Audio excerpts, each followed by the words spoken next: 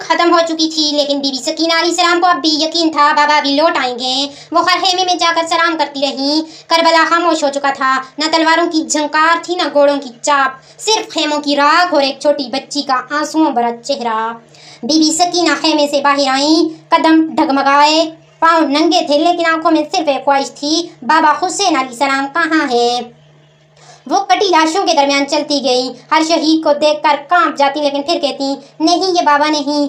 پھر وہ اس نیزے کے قریب پہنچی جس پر بابا کا سر رکھا تھا۔ آنکھیں نم تھیں، دل ٹوٹ چکا تھا، لیکن زبان پر پھر بھی تھا، بابا سکینہ کو سلام قبول ہو۔ خاموشی ٹوٹ گئی، آسمان سے جیسے کوئی نور اترا ہو۔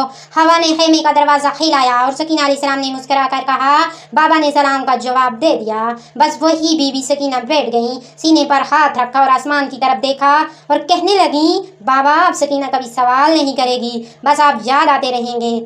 سکینہ صرف ایک بیٹی نہیں تھی، وہ ہر یتیم کی آنکھ میں چمک اور ہر شہید کے دل کی دھڑکن تھی۔